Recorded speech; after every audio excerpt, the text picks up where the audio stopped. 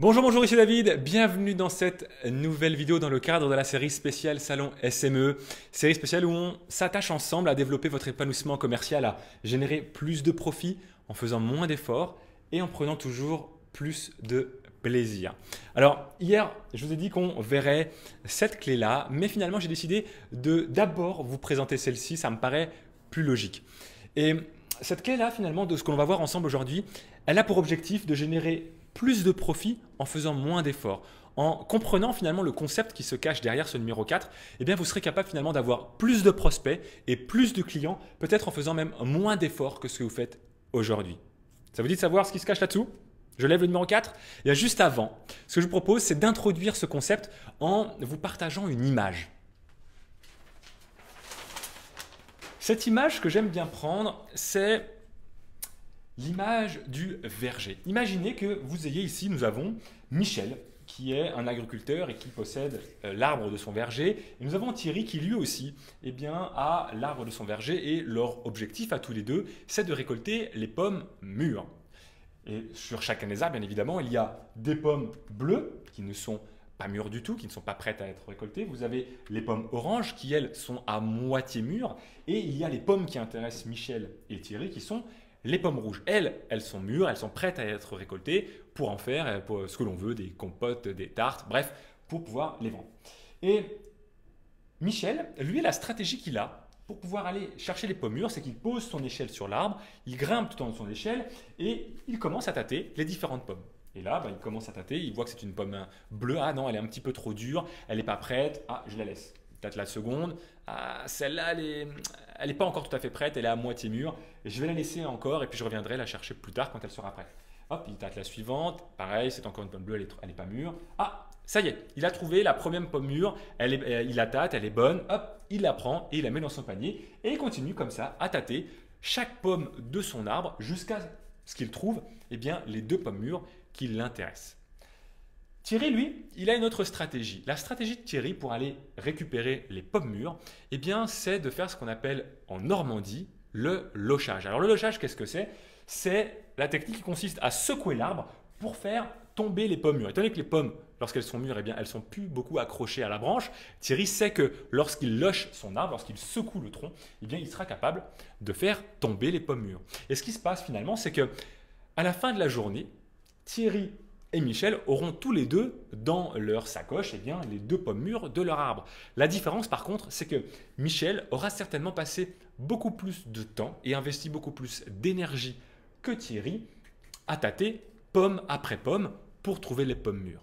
Alors vous allez me dire, ok David, c'est intéressant cette image, mais c'est quoi le rapport avec l'épanouissement commercial et avec ce que l'on doit voir ensemble? Eh bien, le rapport qu'il y a, c'est que la quatrième clé, si vous souhaitez pouvoir développer plus de profit dans votre activité en faisant moins d'efforts, c'est d'utiliser ce qu'on appelle l'effet de levier. L'effet de levier, c'est, à mon sens, ce qui fait la différence entre une prospection classique à l'ancienne et une nouvelle façon de prospecter. Pour prendre un exemple, finalement, l'utilisation des webinaires permet d'utiliser un effet de levier. Un webinaire, qu'est-ce que c'est? C'est une conférence en ligne, en direct, et dans une conférence que l'on donne de admettons 60 minutes, on va inviter nos prospects. Imaginez que vous invitez vos prospects et que la semaine prochaine, vous faites votre conférence en ligne et vous avez 10, 20, 30, 40, 50 ou peut-être 100 personnes présentes, connectées à votre webinaire. Ça veut dire que durant l'heure que vous allez passer pour pouvoir partager votre savoir-faire, pour pouvoir présenter votre offre, en une heure, vous allez présenter votre offre à 100 personnes. Alors que ici, dans une stratégie classique comme la prospection téléphonique, par exemple, une prospection téléphonique, on est obligé de tâter pomme par pomme pour trouver la bonne finalement. Parce qu'on passe des appels un prospect après les autres en espérant tomber sur le prospect qui est prêt à nous recevoir. Mais avant de pouvoir tâter un prospect qui est prêt à nous recevoir, on aura certainement passé un certain nombre d'appels. Généralement, je crois que le retour c'est 1 pour 30, quelque chose comme ça. Donc ça veut dire qu'on aura passé 29 appels pour rien et on sera tombé finalement sur le 30e, sur la bonne pomme rouge. Mais ça veut dire que finalement, si je devais présenter mon message auprès de 100 prospects, c'est-à-dire 100 personnes qui ont décroché des rendez-vous, hein, eh bien ça voudrait dire qu'il faut que je passe 100 heures avec ce système-là. Alors que là, si j'arrive effectivement à organiser par exemple un petit déjeuner ou une conférence présentielle ou une conférence en ligne, comme moi j'affectionne tout particulièrement, un webinaire, eh bien je peux avoir 100 personnes présentes en même temps et durant 1 heure, eh bien, je peux leur passer mon message à ces 100 personnes. Ça, c'est ce que j'appelle l'effet de levier. Et vous allez me dire, ok, mais comment je fais pour locher finalement? Parce que là, ok, je présente mon message à 100 personnes, je comprends l'effet de levier, mais où est-ce que je passe à la vente? Eh bien, imaginez qu'à la fin de votre conférence en ligne, vous partagez un contenu de qualité et vous dites, voilà, maintenant vous savez que pour passer de la situation actuelle qui vous déplaît à la situation actuelle que vous désirez. Voilà, vous savez ce que vous devez faire. Si vous souhaitez que je vous aide, que je vous accompagne à identifier le plan d'action ou à mettre en place les actions ou à faire pour vous, eh bien, je vous propose soit de prendre rendez-vous avec moi ou alors d'acheter directement le produit parce qu'à la fin d'un webinaire, soit vous vendez directement l'offre que vous souhaitez vendre ou alors vous proposez de prendre un rendez-vous par exemple. Eh bien, à ce moment-là, sur les 100 personnes qui sont présentes, effectivement, les 100 personnes ne vont pas vous dire oui parce que dans les 100 personnes, il y a des prospects bleus, des prospects orange et des prospects rouges. Mais peut-être que sur les 100 personnes, il y aura 1, 2, 3, 4, 5 peut-être prospects qui diront oui, moi ça m'intéresse de prendre rendez-vous avec vous, eh bien je prends rendez-vous. Donc vous aurez secoué entre guillemets, c'est imagé l'arbre de votre verger en faisant un webinaire, en ayant 100 personnes connectées à votre webinaire par exemple, alors je dis prends 100 mais ça peut être quelques dizaines, hein, et quand vous proposez à la fin d'aller plus loin, ceux qui sont intéressés, les prospects mûrs, vont se manifester et vont vous dire oui, moi ça m'intéresse, je prends rendez-vous avec vous. Et c'est comme ça qu'on est capable d'utiliser l'effet de levier, par exemple. Autre exemple, imaginez que vous ayez une base de prospects, une base email, et vous ayez 1000 adresses email sur cette base-là.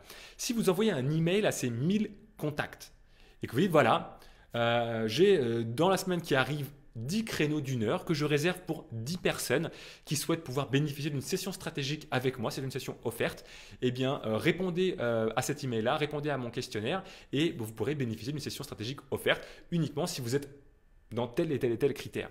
Eh bien si vous avez des prospects qui sont intéressés par cette proposition-là et qui veulent se manifester, ils vont répondre à votre email. Ils vont dire oui, moi je souhaite effectivement bénéficier de la session stratégique. De la même manière, vous aurez identifié les prospects qui sont mûrs, qui veulent en savoir plus, qui veulent aller plus loin.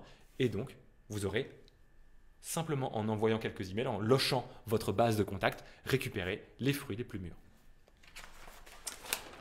Voilà ce que j'entends par cette notion d'effet de levier. Alors là, je vous ai donné 2 exemples avec les webinaires, avec les stratégies email marketing.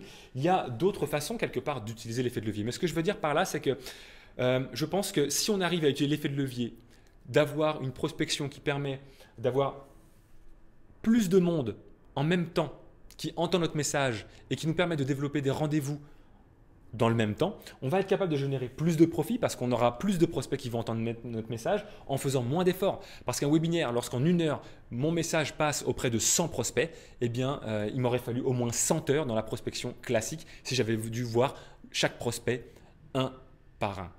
Voilà pour cette notion d'effet de levier. Demain, ce que l'on va voir ensemble, c'est cette avant-dernière clé, avant-dernière vidéo en tout cas de la série spéciale Salon SME.